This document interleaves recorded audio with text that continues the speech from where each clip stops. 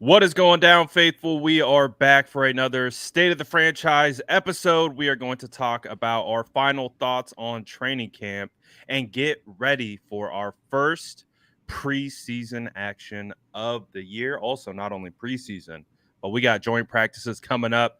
Jimmy Garoppolo, a familiar face, we are going to see in not red and gold, silver and black. But we're going to get into it all right after this.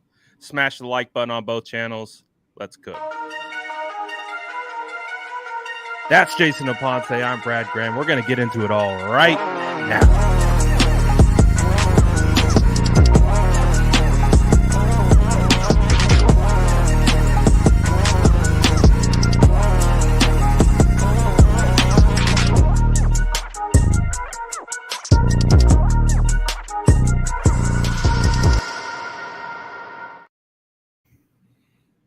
Jason, I can't believe that we are sitting here today as training camp is over.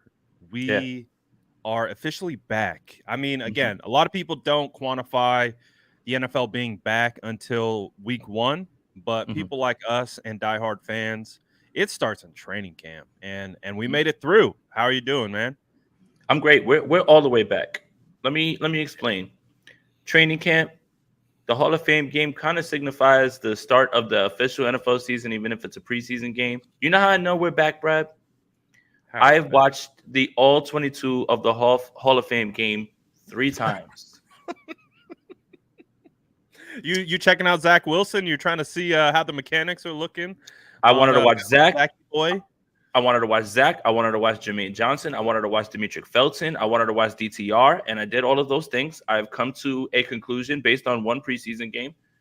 And then you know how you know you're all the way back is last night I get an alert on my HBO Max app. Hard Knocks is on. Ooh. And then we get to sit and watch our old buddy Robert Sala. We get Yep. to see a bunch of former 49ers as well, too. Yep. Solomon Thomas, I saw a bunch yesterday. We are Yep. all the way back. I never would have thought we would have gotten here with how tumultuous and volatile this offseason was. But here we are.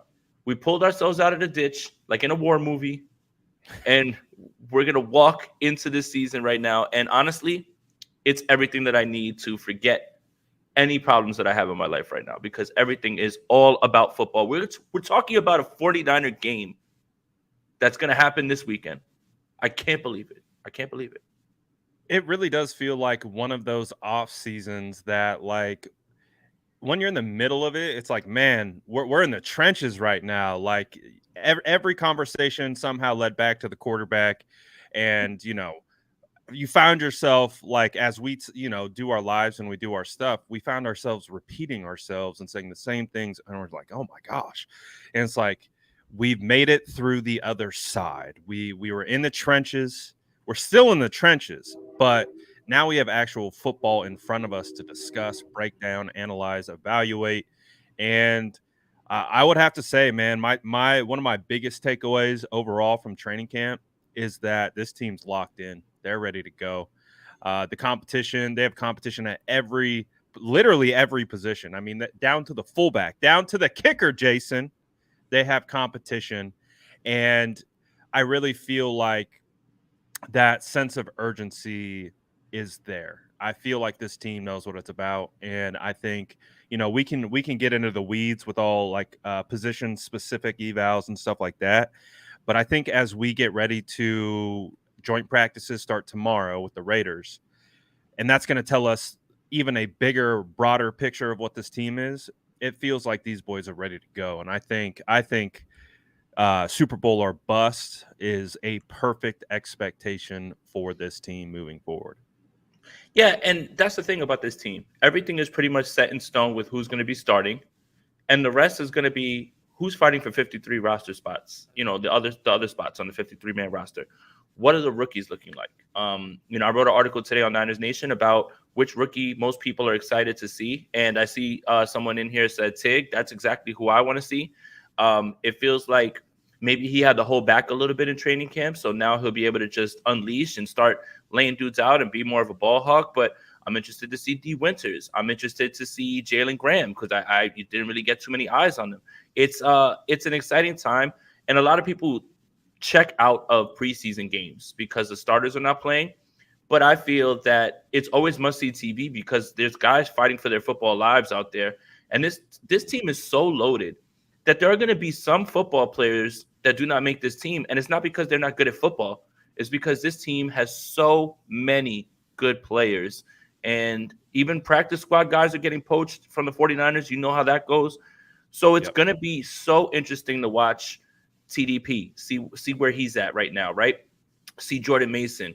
I wish we'd have had a chance to see Duke Johnson, but the 49ers hate me, so it doesn't matter. We're going to see Jeremy McNichols. So, yeah. And it would have been nice for Jimmy to play in this game, but unfortunately, he's not going to play in this game. The joint practices are going to be where it's at. So, but shout out to Gammon setting it off. Shout out to the Mod Squad. Let's go. So Gammon says hybrid GM coaches, a.k.a. super coaches, Bill Parcells, Bill Belichick, Mike Holmgren, Tony Dungy. After this season, will Kyle Shanahan join this elite group, or should 49ers brass limit the amount of hats he wears?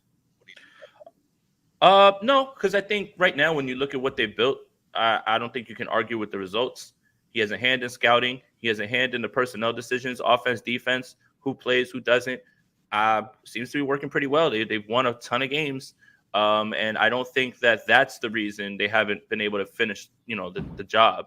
So I don't think so. I think again, when you look at these names, when was the first time Belichick won? How long in his career? Mike Holmgren has one only. Tony Dungy has one only, right?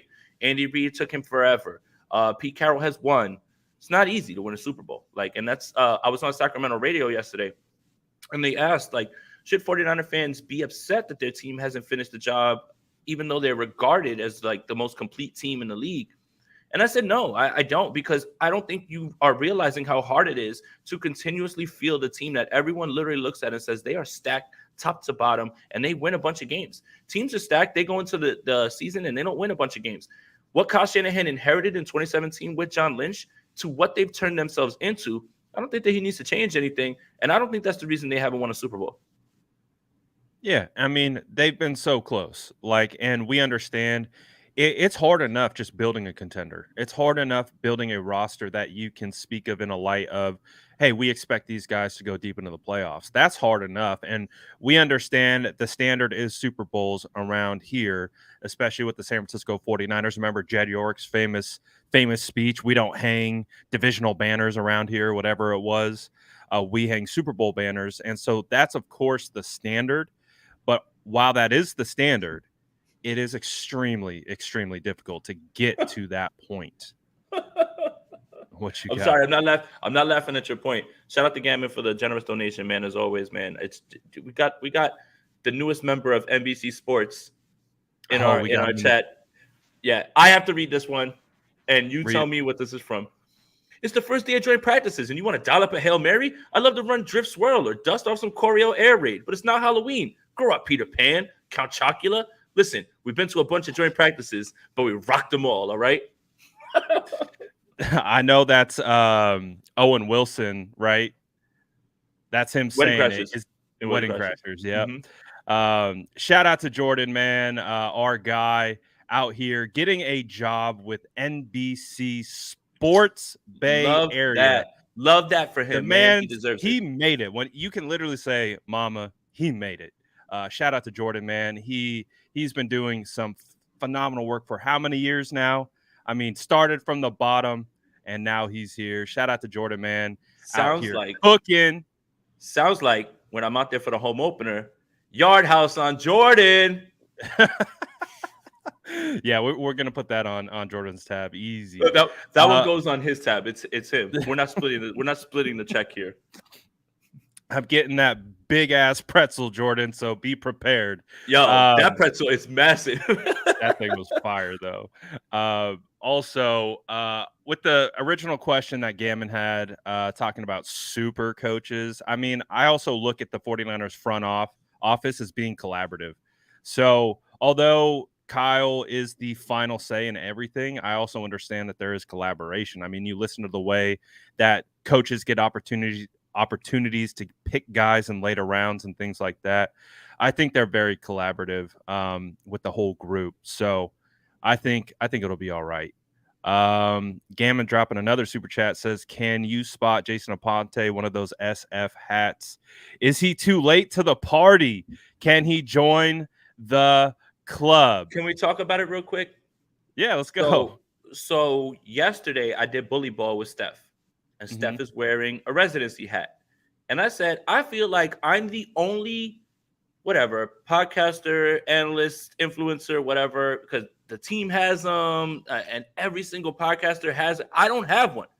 And she said, well, they drop a whole bunch and then like Rob jumps on and he has his. And I'm just like, man, I'm too late to the party. I think I'm just going to let it go. Like the ship has sailed on it, it just feels like that. No, we got to get you one, man. I could send you one. It might take me about 6 months, but I could definitely. Is he here? Where's the guy that's always pestering Brad? Like, oh, where's my hat? Where's my hat? Where's my hat? It took me like 6 months, but we finally. He got it. So probably take me another 6 months, but we can definitely make something work. I don't think it's ever too late to hop on the train. But speaking of hopping on the train, obviously the 49ers quarterback position has been a train that has almost derailed itself at this point in regards to conversations around it, evaluations on it. What's your overall just kind of thoughts on the quarterback? Because as we know, Brock Purdy's your starter. We have Trey Lance, Sam Darnold competing for the 2 spot, and Brandon Allen bringing up the rear. Just what are your overall thoughts on it? Well, I don't have too many strong opinions, right? Because I missed so much at camp, right? Like, and I don't have strong opinions about it. I mean, the only thing that we should really take away is that Brock Purdy, by all accounts, is not hurt, ready to go. That's a win in itself. I mean, it was a long time during the offseason where we wondered whether he'd be ready for week 1. What was going to happen before that? Would somebody usurp the spot from him if they played well enough? Well, now we don't have to worry about that. Everything's set to go. Obviously, Brock Purdy's not going to play this weekend, but the good news is the 49ers starting quarterback is going to be ready for week 1 and is not, having any more pain. He's throwing the ball fine. By all accounts, he looks like the guy that he was last year, especially towards the end of camp. You started to see that pick up. But the 49ers are going to have to keep 3 quarterbacks. Brandon Allen's your odd man out. But all 3 of those quarterbacks have got to stay because of the history with the 49ers losing quarterbacks at the rate that they do. We literally just came off a season in that way, which is why I never bought the whole trading Trey Lance stuff. Like it never really made any sense to me. It would either have to be a package where people were blowing them away with a first rounder or a high first rounder or something like that for Trey, and that was probably not going to happen based on the limited sample size. And with the way this team just needed a fourth quarterback during the NFC Championship game, you mean to tell me that they're going to get rid of any of these quarterbacks? No, you have to keep as many as them around. Yeah, and I think Mike Silver reported that the 49ers may have received a 5th-round draft pick for Trey. That's a non-starter. Like that's a no thank you, almost borderline disrespectful, because the 49ers aren't going to move off something, I would say, with that level of investment in it. I know there was these rumors about Trey getting cut and things like that, but honestly, like you talked about, the 49ers have had so many problems at the quarterback position that it doesn't feel like you can have enough quarterbacks. And with what we saw from Brock Purdy, Sam Darnold, and Trey Lance, they all look like guys who can lead this team to wins. So obviously we know Brock Purdy is going to be the guy who's going to get that shot. And I mean, I'm pretty pleased with how he came back, because I think we had legitimate questions about what Brock Purdy was going to look like. And hey, he was rusty to start. Like you could see, like he was just trying to get back in the swing of things, get his footing. But towards the latter end of training camp, like you could see him locking in. You could see that Brock Purdy that we saw in that playoff run. You could see that guy back again. And I think there should be confidence that comes away from that, because the offense looked like it was humming. And I think when we think of Kyle Shanahan, we think of what he's asking for quarterbacks. Obviously, there's a broader conversation about traits and things like that, which I think is valid. But the biggest thing with Kyle is he wants this thing to be a machine.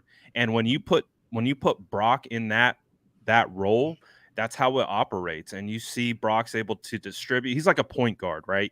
He's out here distributing. He's out here putting the ball where it needs to be. And that's And not a things like diss that. either, by the way. I don't think it should be a diss. That's a function of the offense, and that's a function Right. for many quarterbacks in a lot of offenses. Yeah, and so what his task is to not necessarily put the entire team on his back and be LeBron. He's more, Steve Nash out here. He's more like, let me facilitate, let me set up, let me facilitate. So you started to see that, and I think that for me built a lot of confidence in evaluating his game, because it did appear that Brock was the best on the field at running the offense. Now the other guys had a lot of good throws, quality throws, a lot of throws that made you say, wow. But I think, again, the same thing remains. Brock right now is the guy who's best suited to operate Kyle's scheme at the most efficient maximum level. And that's kind of my evaluation through specifically the last couple days of training camp. And I'm so glad you were there, because I love speaking to you about these types of things. I don't enjoy just going off of reports, and essentially the people that are going off of reports are just using whatever report and how it's framed to push their own narrative. And for me, I think it's okay to say, this is what I read, this is what supposedly happened, but I don't have a strong opinion. It's well, Brock didn't look too good today. Well, it's just practice. It's okay. Well, Trey looked really good today. Well, it's just practice. He's not really doing that in games. It's like, you see like how that works. And it's just like, the information should come across and should lead you to something that's objective. And sometimes the objective answer is, I don't have a strong opinion. I don't feel anything that's too heated right now. I am just happy that this young man is ready to go week 1, which is all we can really ask for. And hopefully the young man can pick up where he left off before he got injured in the Eagles game. Yeah, and it's like, when you look at Trey Lance compared to last year, he took big strides, like big time strides, from last year's joint practices, last year's training camp. Trey looks like a different guy, but also with Trey, it's like, you can see this guy still has so much more room to improve, which is only going to benefit Trey in the long run. How old's Trey? He's 23 years old. Like, this guy still has a lot left in the tank. I know, obviously, we don't want to get too over our skis and looking into the future and what that means, but Trey still has an opportunity to be a really, really good quarterback in this league.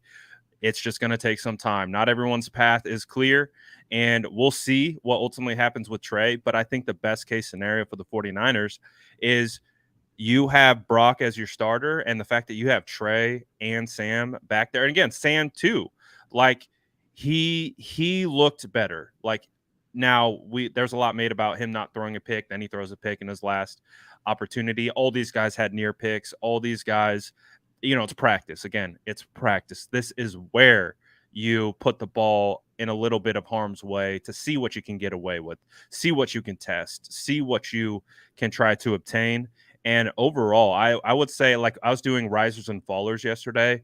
I talked about the entire quarterback room as a riser. I felt every single guy proved something to me that was a positive and not a detrimental negative. And that's a good thing. It doesn't have to always be this guy versus this guy versus this guy, even though we do know there's a competition. The whole room as a whole, even Brandon Allen out here, looked like a pretty decent quarterback at times. So I would say, when you talk about the room in general, I think the 49ers are a pretty good spot at quarterback, regardless of kind of who you perceive to who should be the guy. You know what I mean? Yeah, and again, it's very cheap. Brock Purdy doesn't even count against the cap. I think all of these are wins, and I think that's also part of the roster construction. I mean, you can't have all these studs, these high-paid, best at their position. What the 49ers have 8 players in the top 100. I expect it to be 9 next season when Brandon Ayuk jumps in. You can't have all of these players if you're paying the quarterback a ton of money, and to be able to have a quarterback who performs so well, who doesn't even count against your cap, that's another thing. Unconfirmed reports, though, Brad Graham was working on his pass sets in the Levi's parking lot. Can we get a source on that? Can we find a way to someone roll the security cam tape out here? I didn't see that, but hey, man, if the 49ers need someone to step in for 1 second and get absolutely bull rushed by one of these defenders, Javon I don't know, Kinlaw or man. someone like that, I'll I don't take it, know. man. You're gonna play interior. You're not gonna play. You can't play tackle, so you're playing interior. No, no way I'm playing tackle. Absolutely Okay. not. I'm not getting put on an island with Drake Jackson or even Cleveland Furl, man, dude.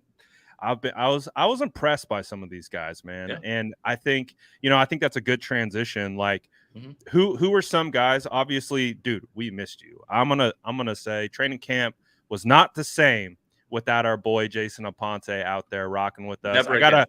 I gotta see Jordan Elliott on one of the days. So and it was cool. There was other content creators there, but the original tripod, man, I don't think anything will ever recreate that magical time when it was me, you, and Jordan out here just grinding Yard House, St. John's, whatever it was after practice. Goofing. Fun, just goofing, football and goofing. But it was a Mhm. phenomenal time. But anything that you saw from maybe a player that, whether it was video, whether it was reports, anything that someone that stood out to you that you're really looking forward to this year?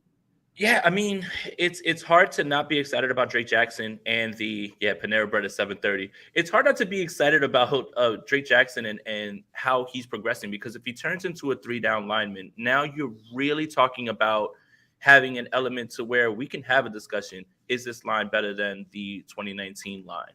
And that stands to maybe have the 49ers improving on defense, which is almost hard to do, especially last year with how well they played. But the Clelin Ferrell thing, it's like he just got the Chris Kasurik stimulus package. And there's someone every year that gets it, right? Omena Hughes signs somewhere else. Arden Key signs somewhere else. You take these reclamation projects. I mean, hell, I heard Taco Charlton even on one day was immediately getting in there. And I'm just like, man, what is it about how he coaches these guys up that he's able to get so much from them? Is it the attention that some of these people are drawing? But if he's winning on one-on-one, then it is no attention. It's more about the progression of Drake Jackson and then the rotation behind the guys that are starting. If Javon Kinlaw can be a rotational guy, I think we need to strip away the draft expectations. Right now, he's a free agent. He's a free agent next year. He just has to be viewed. You have to put out of your mind that he's a backup defensive tackle. That's it. Now. You have to put all that other stuff out of your mind. If you're able to get valuable snaps where he's eating up blocks, defending the run very well, even if he puts a few pass rush moves on and he's able to create pressure when guys are on the sideline getting some wind, like that's the stuff that you guys have to start looking at, like that are important. Kinlaw, Ferrell, Austin Bryant, I saw you talking about him as well too. All of these guys, man, they're going to be valuable depth going forward, and they're the guys that you don't want to have both out there every single snap. You don't want to have guys out there every single snap. Let's keep these guys fresh. If you can continue to get pressure without having to have your dogs out there every single play, it just makes this defense even better than we thought. So there is a world where I'll say this. I can say this, I think, and I'm going to stand on this. Okay. The 2019 defensive line was more top heavy. Like, I don't think you can argue, Armstead, Bosa, Buckner, and D Ford, because D Ford was very good in 2019, right? I don't think you can argue. Like Ronald Blair was kind of like your primary edge guy, and he's okay, but he's okay. There's a chance that this San Francisco 49er defensive line is deeper than that defensive line, all the way through and through their rotation. That's what I'll say. Top heavy, I won't argue. I'm not going to argue those four guys because they were incredible. It was one of the main reasons the 49ers made the Super Bowl. But I can argue that if this line shakes out the way that we think it does, they have a possibility to be deeper than they've ever been. And I think that's really what's exciting.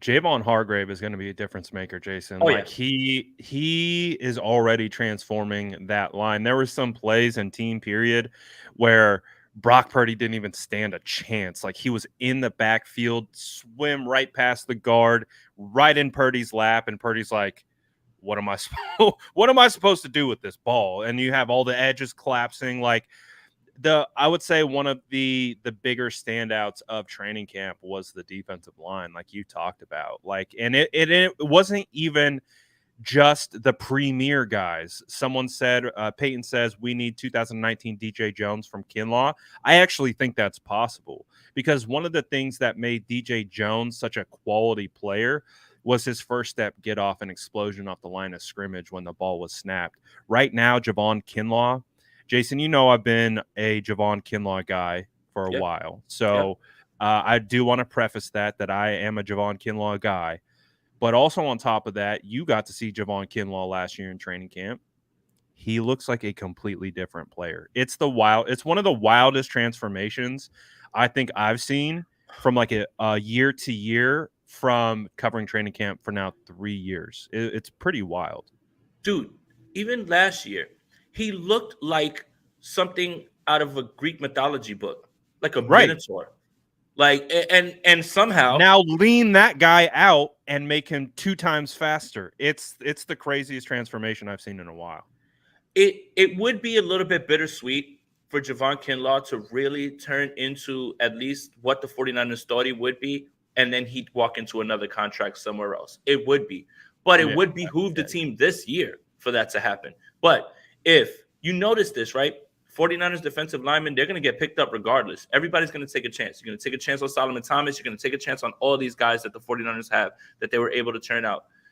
If Javon Kinlaw can show something, he's going to walk himself into a nice little bag, a nice little payday somewhere else, and maybe blossom into the player. Now, obviously, the one thing is going to be the injury thing. But what I mean by that is I'm not predicting like a 10-sack season from Javon Kinlaw or like, because obviously he's not going to jump over Javon Hargrave or Eric Armstead. But if he could put together a nice little 4 or 5 sack season and, be a dog in the run game and eat up bodies. 6 sacks from Javon Kinlaw, we're cooking all 17 games. Yes. That's all you need, man. Like, and even if just to be a part of the rotation. Right. And even if, this is why you have to watch the tape, even if he's eating up 2 blockers and he forces a running back to go somewhere else where there's Fred Warner firing through the middle and he immediately stops him for a tackle for loss. Javon Kinlaw is not going to get credit for that tackle for loss, but he creates it by eating up space. So again, there's many ways to evaluate Kinlaw. I just hope all I want and all I care about is 17 games. From there, I think we will really understand who he is. I agree. And that's the thing. I'm not putting any type of like expectation or anything. It's one game at a time. I think that should be the mentality for Javon. It's just one game at a time, right? 1 week at a time. Sounds cliche. These players say that all the time. I don't think even as fans, like we look too far ahead with like what the expectation could be with Javon. We just got to make sure that each and every game he's healthy. And if he is, he will have an impact. It might not be this colossal impact, but considering the fact that there was a point in time where we probably all thought that Javon Kinlaw was not going to be able to provide much of anything just because of the reoccurring injuries, the fact that he looks the way he looks, it's very promising. So I'm looking forward to it. Again, there's depth. Kevin Givens has looked nice. You mentioned Austin Bryant. Austin Bryant has this speed element to him where he's just got long arms. He looks like a wide receiver damn near out there, and he's able to just scream around that edge. There's multiple guys on this team. What's his name? Barrett, the practice squad guy, he was getting first team reps the other day. And if he makes this roster, it's going to be one of the best stories, I think, because he's been cut by the 49ers, I think, more than 6 or 7 times. He's been on the practice squad for years. And if he can make the final 53, I think that would be one of the best stories of all of training camp for him to just keep getting after it. And I think Jordan was there one of the practices where he was eating dudes alive. Like he would have had a sack or 2 in team. You see his impact in one-on-ones. And so again, whatever Chris Kocurek does out here, man, he knows how to push the right buttons. He knows how to get these guys motivated. On top of that, he knows how to put them in good spots to be successful. And then you build all of these up-and-coming depth pieces around Bosa when he gets paid. Then you got Eric Hargrave, Drake, Cleveland kind of as your base guys. And then Givens and Kinlaw as your rotational DT2s, basically. 49ers D-line is like you said, they have an opportunity to be really, really good. Before we get into any other positions or anything like that, what's your kind of overall take on the Nick Bosa situation? It'll be fine. Get him to the Greek. Get him to week 1. I'm not too worried about it. That's it. Yeah. I don't care. I mean, if he was there, he wouldn't be participating in preseason, doing anything at all. Maybe a little bit, in the dress rehearsal, but I doubt it. The only concern would be in week 1, the ramp up, the soft tissue issue could pop up because he hasn't been, practicing. But I'm sure he's in phenomenal shape. By the way, new Steph 49K Bosa impression just dropped. You guys need to definitely check. It's so good. It's probably the best thing on 49ers Twitter. But she is phenomenal at nailing. She's his perfect. cadence. She's perfect. She's perfect. So good. She's perfect. So good.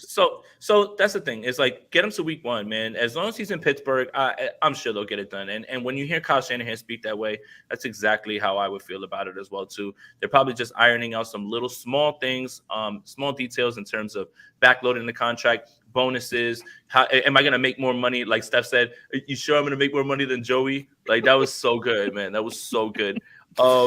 And then he's going to be the highest paid defender in all easily. of football history. Until someone else signs right after him, until Micah Parsons signs his deal, right? And then everything else after that. But what he goes, I haven't sacked a quarterback in 213 days. Not that anybody's counting. It's so good. It's so good. But yeah, he'll be fine. I'm not too worried about it. Yeah, shout out Steph. Gammon says, quit bearing the lead.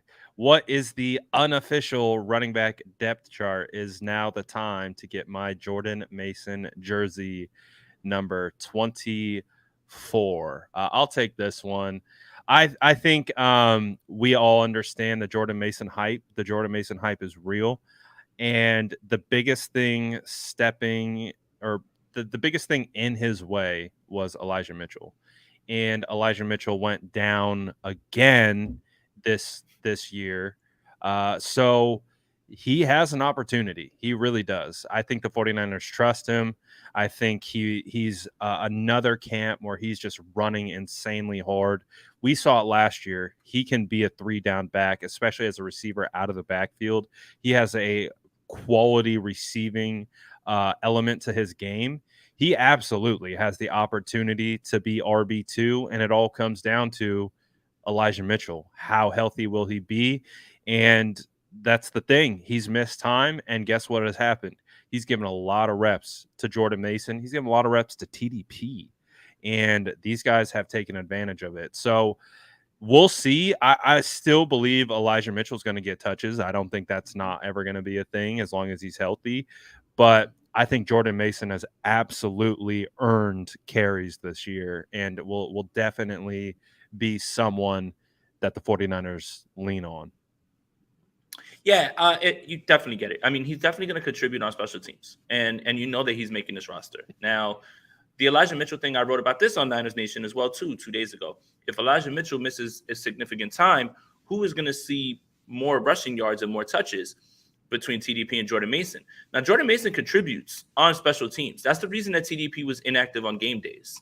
But when you listen to Anthony Lynn talk, and I keep bringing it up, he spoke about everybody having to improve on the offensive side of the ball and adding to their skill set, like catching passes. We need to be the same that we are when Christian McCaffrey's on the field and when he's not. And that was to TDP and Jordan Mason. Jordan Mason was running routes on the outside. Sounds by all accounts, he was glowing about TDP before training camp. Sounds like by all accounts, he's getting better. So, he's definitely going to make this roster, definitely get the jersey. He's definitely going to contribute on special teams. But if history has told us anything, and I'm not wishing this also, by the way, Elijah Mitchell is going to get banged up and probably miss some games because it's just what's been happening to him his entire time. I don't like, I do love playing GM. It's a fictional GM. I enjoy it quite a bit. But I don't like, moving guys if they don't need to be moved. But do you see a natural conversation that could potentially percolate if the 49ers feel really confident with both Jordan Mason, TDP, and Kalen Laborn, who also looks like a guy? Do you think they could potentially try to flip him for third, fourth rounder? You think they could get a third or a fourth for Elijah Mitchell? It depends because he has a decent amount of tape, right? So he's shown that he can run hard, run in between the tackles, and he can do it. But we understand that his biggest issue is availability right now. So I wonder if, but that's the thing too. It's like the running back market is completely cooked, right? And we got guys like Kareem Hunt out here trying out for teams, like, so maybe. But again, I think you almost maybe kind of put that fire out just by like, can they get that type of value? And if they can't, then it's probably a non-starter. Brad, I'll tell you this, man. I love Elijah Mitchell, rookie rushing record. If any team offers a 3rd round pick, I will drive him to whatever city. And I think you take that 10 out of 10. You invest a 5th. He's only played 17 games out of the possible, 34? So he's missed half his time since he's been a 49er. A 3rd round pick, yes, you do that. That's just good business. In the way that you flip Jeff Wilson, who's an undrafted free agent, for a 5th rounder, and that turns into one of these guys that we're really excited about. If someone is out there offering a 3rd, sorry, you just you don't even don't like hang up the phone and say he's on his way. Like, just hang up the phone. Yeah. And the only reason I bring it up is because I do think Laybourne has shown he could be a guy, and TDP's emergence. TDP was one of the biggest risers of all of training. But you mentioned it too, right? There's guys out there that you can add eventually, right? Like, I mean, Duke Johnson, somebody you can add. Kareem Hunt's out there. Like, there's, Leonard Fournette still, or did he sign with the Patriots? Like there's guys that you can get that are depth. Yeah, like, you don't, like, I'm not telling you that any of these guys are like game changers or anything like that. You just need bodies after a certain amount, right? Like, they all can't get hurt, right? And with the way the 49ers have hit on undrafted free agent running backs, if you're getting a 3rd for Elijah Mitchell, you make that move and you don't even think back.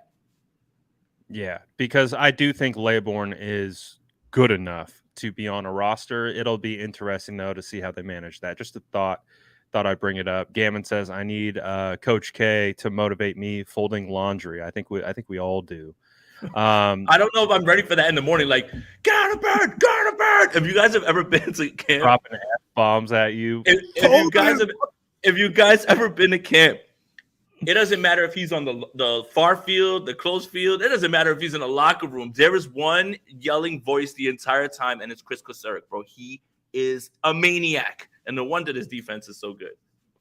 Right. He's a master motivator for these guys. Let's see. Justin says off topic. I don't know if you guys saw, but Dontavian Wicks is a few spots ahead of Jayden Reed on the Packers' unofficial depth chart. I did not see that. But I have heard good things about Dontavian Wicks out of camp. What about you? See the thumbs down.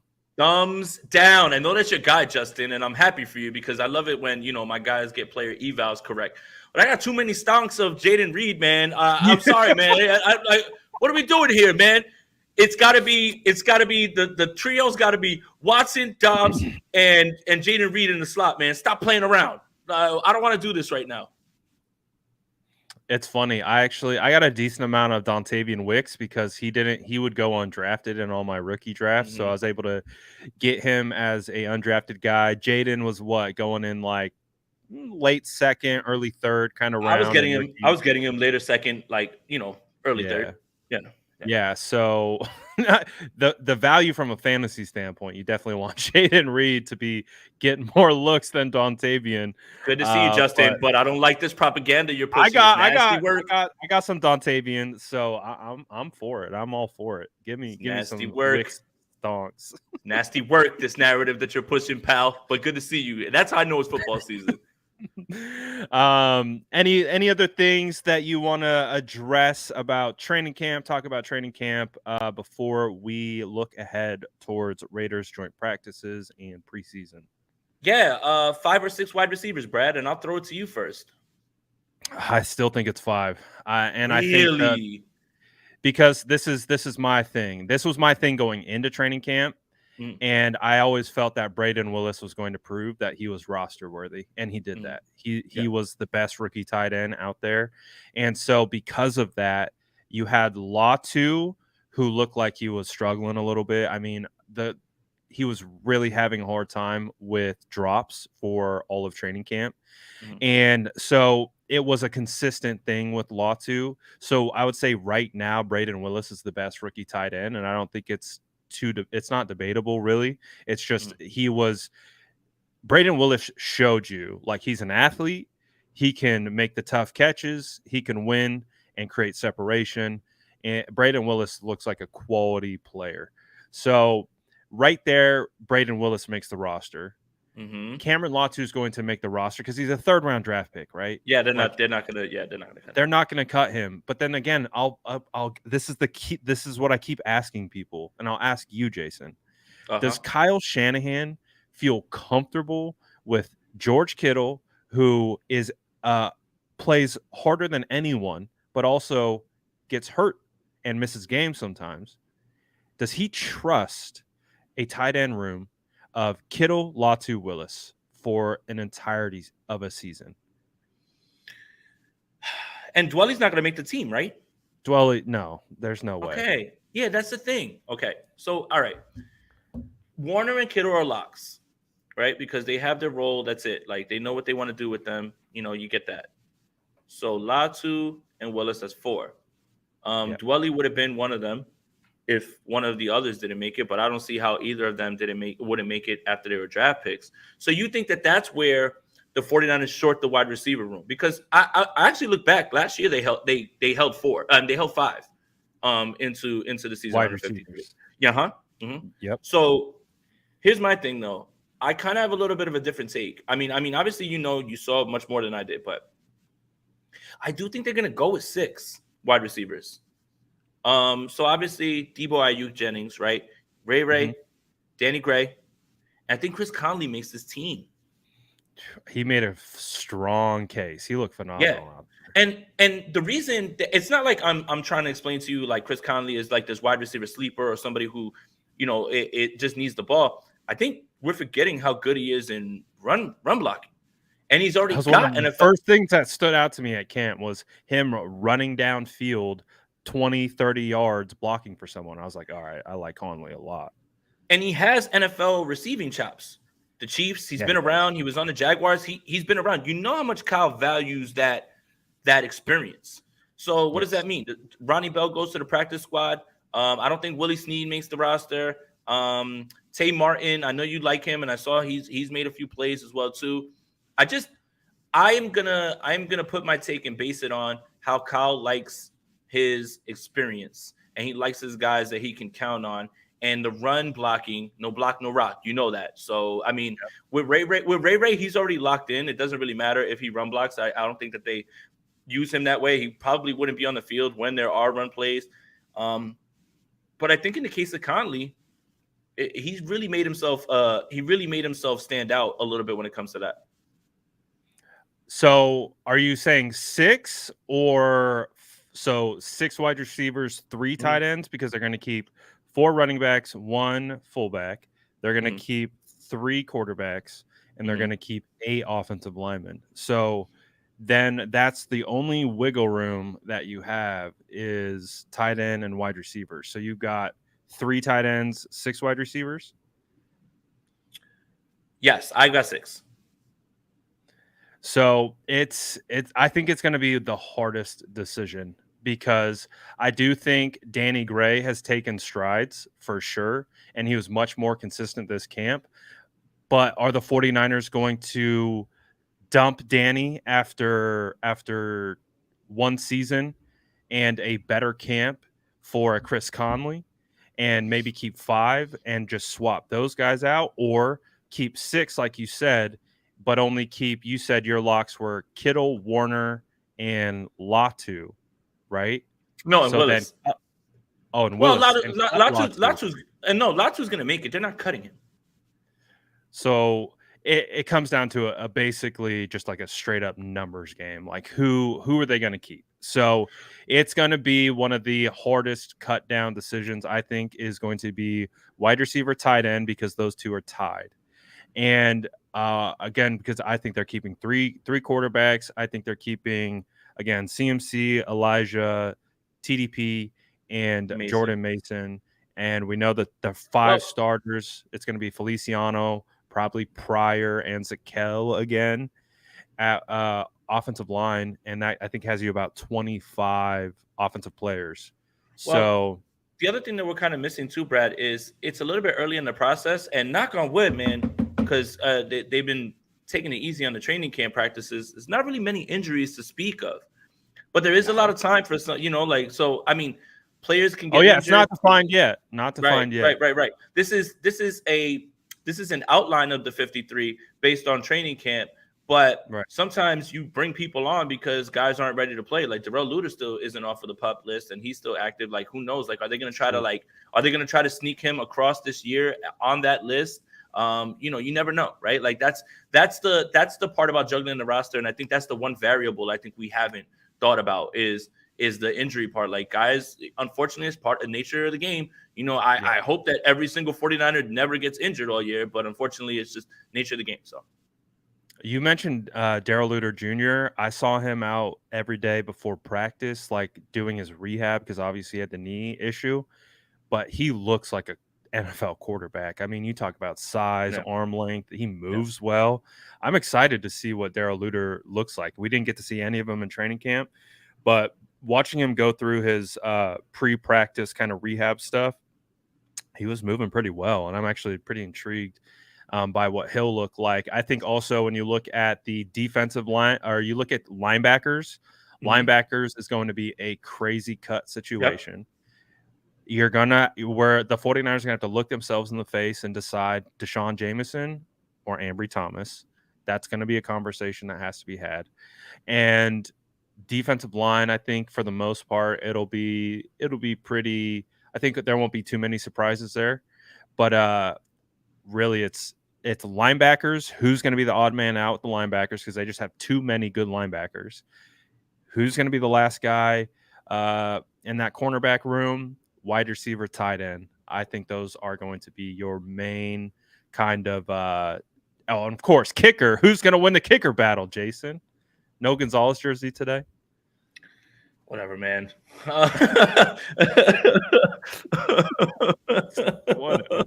Whatever, man. I don't. Usually you guys are tuned in to hear me say something that has to do with analysis. Like literally, my thoughts on the kicker. Whatever, man. Don't care.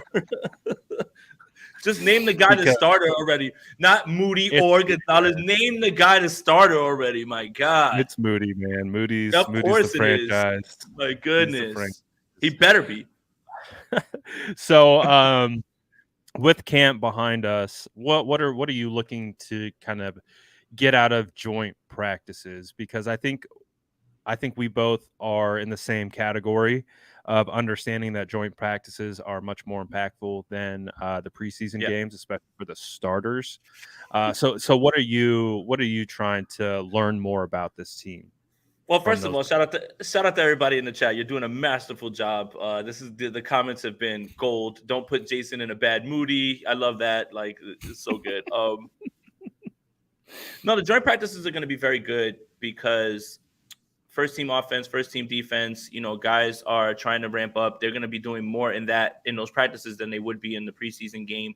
The competitive spirit between teammates is one thing, but being across from somebody who is an NFL player, right? Like the test is going to be McKivitz. Can you hold up against Max Crosby? And I just want to see that, right? Devontae Adams lining up against Lenore in certain spots. I want to see Lenore. Can you handle one of the best route runners in the league? The same goes kind of for Tig getting on the field, and I can't wait to see him play in the preseason as well too.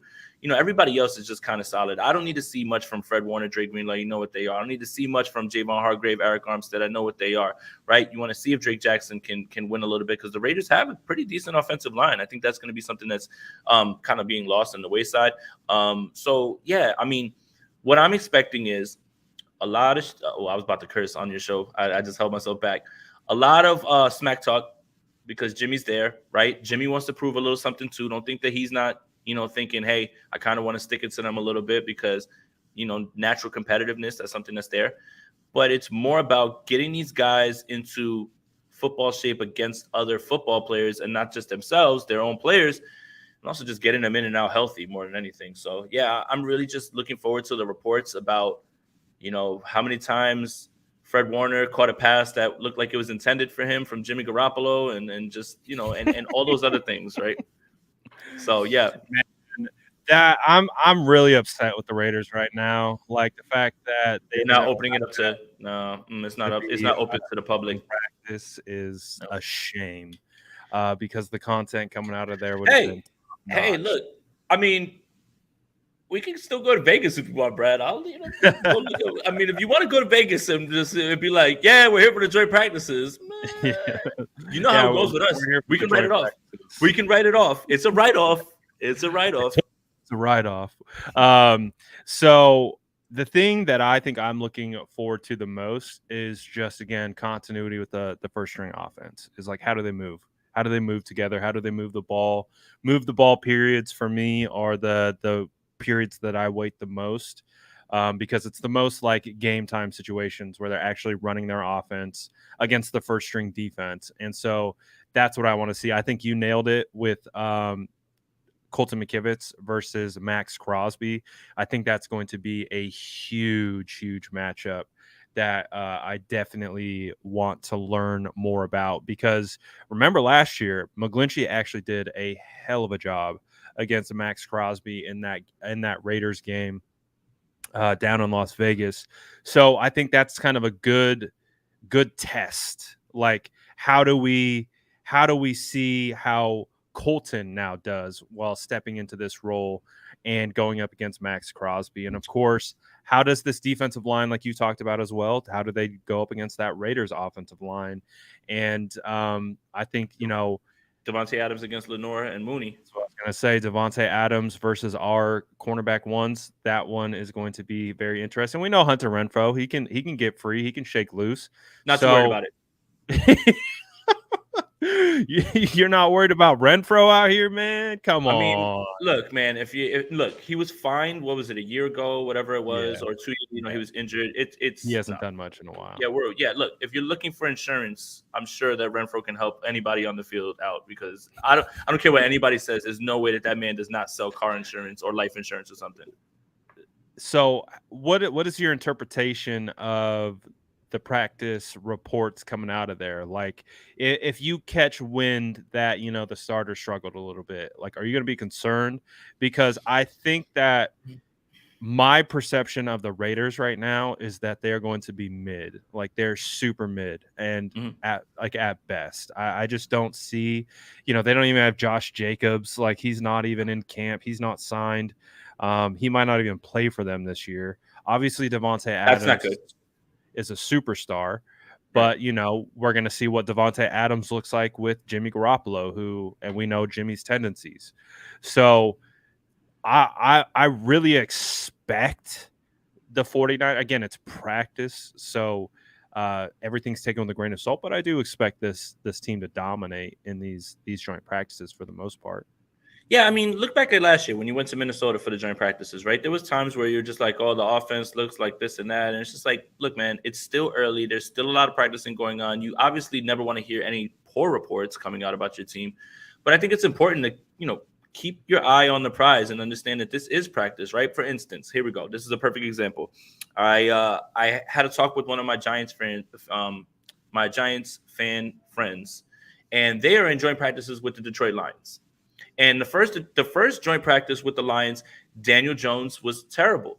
And my friend, who's a Cowboys fan in that same group chat, posted in there and he says, look, he looked terrible, blah, blah, blah, blah.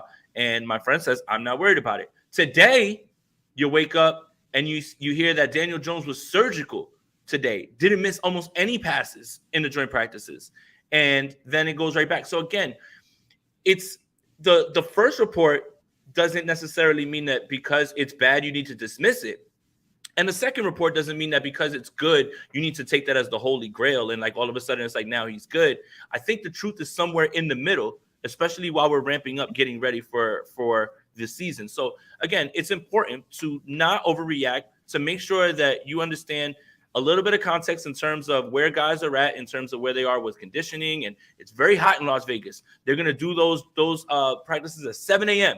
because it's the only time humanely possible for those guys to be out there in that facility. So there's a lot of things that go into it. I wouldn't freak out too much. I think the biggest thing is you want to hear positive reports on the people that we don't know as much about. I don't want to hear positive reports about Fred Warner. We know he's the best. I don't want to hear positive reports about Trent Williams. We know he's the best. I don't care. They're fine. I know they're great.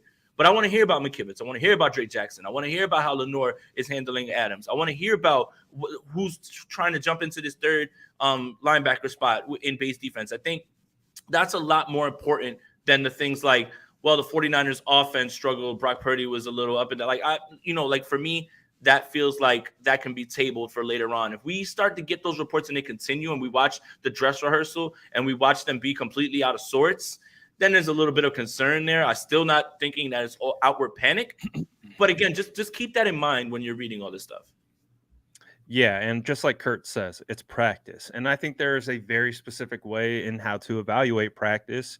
And I know it can be missed on some, but I do think that there's a perfect type of quantifiable evidence that comes out of practice that you have to be able to process through a specific lens, because you can either get too excited or get too down on things in practice when, like you said, this is a process. I know Jordan says it all the time. I know Rich Madrid just quote tweeted one of my tweets and he said, process over results. Like that's 100%. What practice is. 100%. There's too much focus on the end result and not enough on the process of how we got there. And that is what practice is. It's about fine tuning the process so that when you get to games, the results will come. And that's all what practice is. I mean, you can define multiple things from practice like that. But there's also a way to process it. Like I went to joint practices in Minnesota, and that's where I was like, Nick Bosa is going to win Defensive Player of the Year. Like it's undeniable. He's going up against Christian Darrisaw, who's a really quality athletic left tackle, and dude goes for 6-7 sacks in one practice in like a set of team periods. And I'm like, yeah, Bosa is unblockable. He's going to win Defensive Player of the Year. So there are things that you can take away. You can look at Justin Jefferson in those practices and be like, yeah, Justin Jefferson's a freak.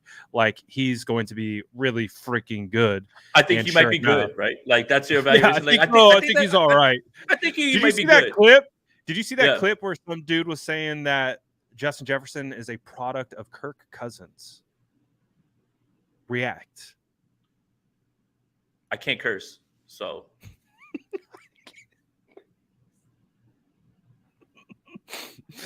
Look, all right. That all right. Speaks volumes in of itself. Yeah, it does. The internet was a mistake. Not everyone deserves to have the internet. Not everyone deserves to have a take.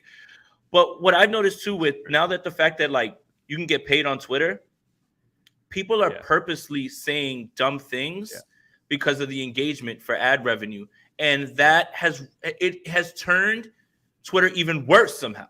Thank God I took my little break and I was completely out the way. Like I sang songs and ran through a field. I fed some ducks. It was great, man. It was perfect. That sounds lovely. That sounds quite nice, actually. But yeah, man. So again, I think with joint practices, it's the best opportunity for the first string offense, first string defense to be able to fine tune the process, be able to get in and out of their looks that they want to do, have an opportunity to go against guys that they do not face every day, a defense that is somewhat I know McDaniel said we're not going to have a scheme frenzy practice. It's basically show what you got and show what you're capable of. Basic stuff. Yeah, basic stuff. Run your stuff. It's not like it's scheme versus scheme. They're going to call their scheme based on the emphasis in which they're working, but they're not scheming against the defense. They're like, we want to run zone read today, so we're going to run zone read. So I think it's just an opportunity for these guys to fine tune and again compete.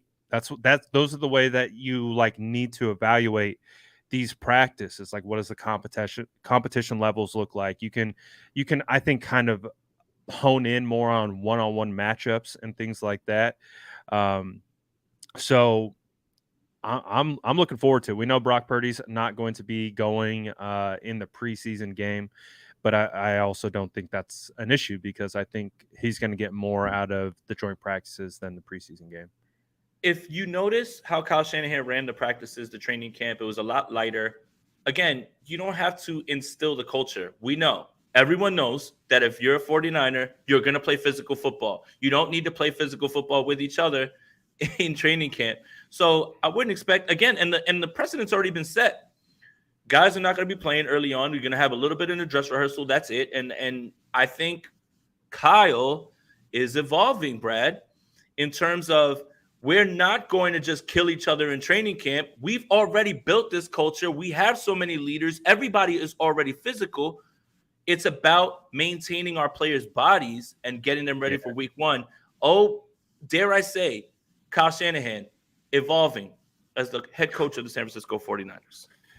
That's kind of the cool thing about Shanny, though, right? Because he's 43, and like most coaches, I think historically, probably haven't even had a head coaching job at this point in their careers. Like normally, it takes a lot longer for these guys to cut their teeth and prove their worth and get that opportunity. Obviously, we know Kyle Shanahan and his tree has kind of affected that process because now they've gone younger at the coaching position and they found success. So I think people are more willing to give those guys shots. But I do think Shanahan has, again, continued room for growth.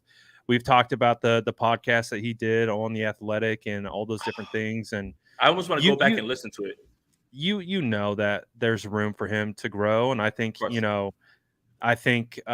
he's pretty aware of where he's at. So I got a lot of faith in Kyle. Like, do you feel good with Kyle, or do you feel like I got to ask it? Do you feel like there's more to be desired with what Kyle's putting out there? No coach is perfect. Every coach needs to add something. John Harbaugh needs to stop going for it on fourth down so many times. Andy Reid at times still has clock management issues, even though he has a guy that can take care of the ball, right? Sean McDermott has flaws. Mike Tomlin has flaws. Every single coach has something that they should be working on. Every single coach has Bill Belichick has flaws. Bill Belichick is prickly and he turns his players off with his attitude, and it's just my way or the highway. He should evolve. Everybody should be adding something, right? And I don't think and if you're asking me if I'm fine with my coach, nothing but respect for my coach. All right. When you look at where they were when he first got there to where they are now, and we still, I guess the biggest negative and everything that everybody points to is they still haven't figured out the franchise quarterback role, right? But look at how many games they've won. Look at how they get it done. And they're constantly in the conversation. And he always, every year, they kind of start slow. I would like to see that change. Absolutely. I would like to see that change with a few wins early on. The only season that they didn't start slow was 2019. But they always figure it out. They always figure it out, regardless. Through injuries, everything, they always find a way to figure it out. Give me the coach that is here. You know what time it is. Coach is ready to go, and he's definitely evolving. A lot of coaches need to evolve as well, too. Yep, and I think this season the 49ers will have that. I think as a team, they'll be able to evolve with everything that they got cooking. So overall health of the roster, overall kind of build of the roster, you feel pretty good about it all? Yes. Again, we're literally talking about like 3 spots on this team. Yeah. 3 spots that are somewhat up in the air or just something that we haven't been able to see. Other than that, what other team is like rolling in with 4 of their 5 offensive line returning, the entire defensive line returning, your entire secondary returning, your 1 linebacker is missing, you have 1 right tackle that you haven't, your entire wide receiver core is returning. Like, I'm fine. This is the same team that lit up the league last year. This is the same team that, should have had a better chance to compete if they had a healthy quarterback in the NFC title game. I don't see any reason for anybody to view this team differently than the way that before we went into the NFC title game, we're viewing them. And we got Christian McCaffrey for an entire offseason. Dude, Christian looks so nice in training camp. Yeah. Just wrap him up in a bubble. I swear to God, dude. Coach, if you're watching, the chamber that Austin Powers was in, put Christian McCaffrey in there and defrost him on week 1. Don't even let this man walk around. Okay, let's start doing that for him. Maybe let's start doing that for Trent. Let's the guys that we know. Let's start putting them in those chambers. Jed York, your team, Fred, right? Even your team, Fonga at this point. Just Jed York, your team. Your team made almost $3 billion this year in ticket sales. I think you can afford some frozen chambers for your players, man. Like, what are we doing here? I agree 100%. I love the Austin Powers reference too. Absolutely fantastic. I'm glad you got that. It was phenomenal. Shout out to everyone who joined us for State of the Franchise today. Again, training camp is in the books. The boys are looking good, and they're getting ready for joint practices against the Raiders tomorrow. And then we've got 49ers football on Sunday. Dress rehearsal. First one of the year. Brad, there's 49ers football on Sunday. Everything that bothers me about my life or things that I wish I can change have completely floated away. I'm completely locked in. As I said, I've watched the Hall of Fame tape 3 times. 3 times. I watched Hard Knocks. I watched the entire quarterback series on Netflix, which is also phenomenal, by the way. Excellent work. I am 100% locked in. I'm about to lock in and watch Any Given Sunday tonight, just for the culture, just for the culture, because I'm just trying to get back. Like, Hard Knocks was great last night as well too. I advise you guys to watch it. That was really cool. You get to see. I bet a lot of you didn't know that the narrator of Hard Knocks was Liev Schreiber, and the guy who played Sabretooth in the Wolverine movie.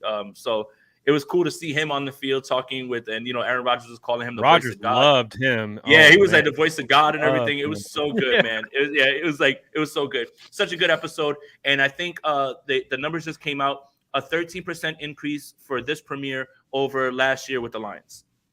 Not a surprise. Aaron Rodgers brings eyeballs onto whatever he's doing. I think it's a beautiful and equally concerning thing that our mental health is so tied up into the San Francisco 49ers, but I wouldn't have it any other way. Listen, at all. If we can't be optimistic in August before the season beats us down into cynicism, if we cannot be, optimism allowed here, Jason. What are you talking about? Burn this team around. If we can't be optimistic in August, when by the time we get to the end of the season, we've beaten each other up, we're bloodied, we're limping, we just and we go and lay down on our couch and we take, how Brad and I do at the end of the season, whenever the season ends and however it does, we're just laid out. We just have to we have to be optimistic now. Run away into our own darkness retreat. That's it. But as of right now, everybody should be optimistic. Football's back, and we get the vibe with you guys again, man. So shout out to you guys. I see you guys in the chat saying, another season of us, man. This is our 3rd year now, Brad, doing this. I'm so excited, man. Dude, and I can't believe it, man.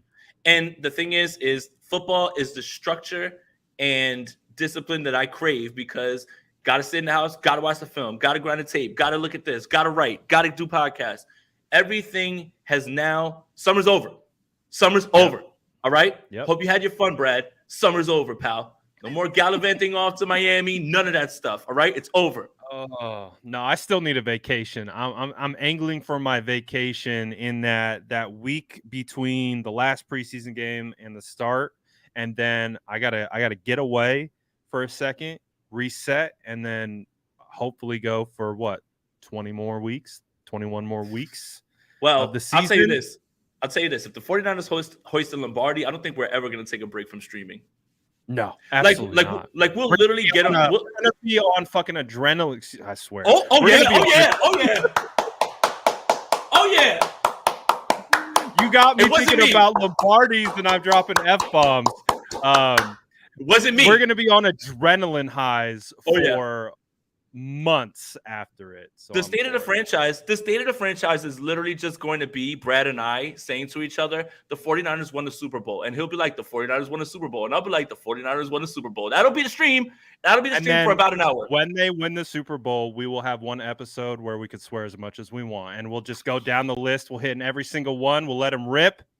It'll be glorious. Listen, the post-game show, if the 49ers win the Super Bowl, will be me drinking a huge bottle of champagne, sobbing for moments, cursing my ass off, fist pumping, and just vibing. Trust me, that's the day that I probably get banned from YouTube. But it will be all worth it if that's the case. Yeah, I've committed, I think, to myself that if the 49ers play in a Super Bowl, the next Super Bowl they play in, I have to go to it. I just Yep. have to go. Like I was ready to go last year. Like I was in that mindset. All right, we're in Philly. Like it was Arizona last year, right? Like I was like, Yeah. I'm gonna go to Arizona. Like I don't care. I'm gonna get 3 new credit cards. I'm gonna load it up. Like I was like, I just have to experience it. Like Yeah. because it's what we do. We talk about them all the time, but also it's like we've also dealt with so much heartbreak over the years that it's like I want to be there when we're holding that thing. So And I'm looking forward to it, man. and last year I covered the Super Bowl as media. I would do the same this time, but I would have a very hard time being quiet in the press box, or if we, when we'd have to get down and we'd have to actually talk to the players. I would literally like rip off my suit jacket and just have like a Kittle jersey and just start celebrating with the team, man. I would lose. And I would never get a credential ever again.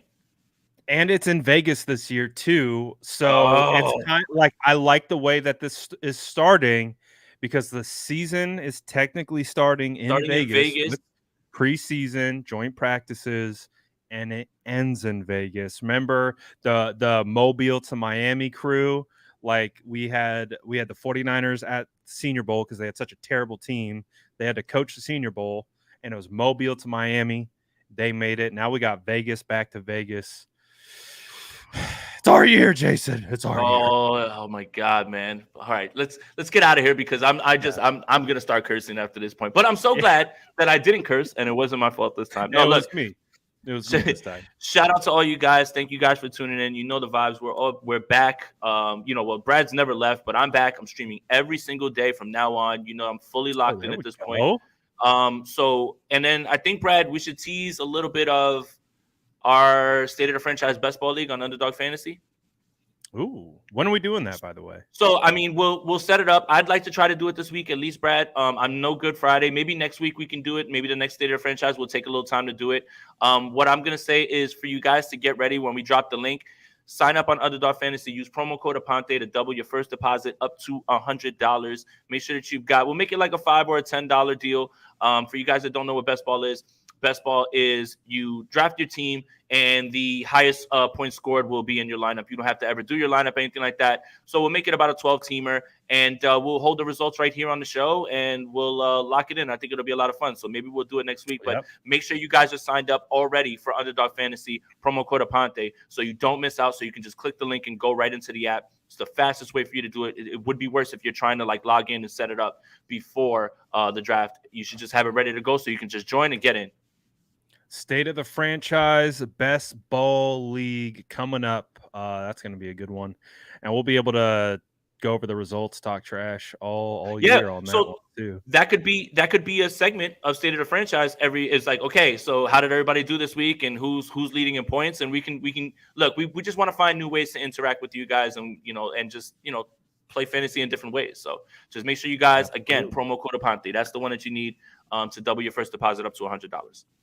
Yes, sir. And as always, we are streaming on 2 channels. Make sure you like these videos, subscribe to both. Follow my guy Aponte, writing for Niners Nation, dropping content. I'm assuming you're going to be dropping a lot more content as the season kicks up. Every daily lives back. Let's go. So my guy's getting ready to get geared up, and you know us. We're going to continue to do what we do on my channel. And really looking forward to this year. Shout out to everyone tapping in. Shout out the Spicy Squad coming together with the Sourdough Squad. And we are getting ready to get this season underway. Any final words, Jason? I'm so happy we did it. We made it. I'm so happy. I can't believe it. We're gonna have all 22 to break down soon. It's gonna be beautiful. Can't wait. Appreciate you guys. We're out of here for now. Hitting the right outro. Peace. That's Jason Aponte. I'm Brad Graham. We're going to get into it all right now.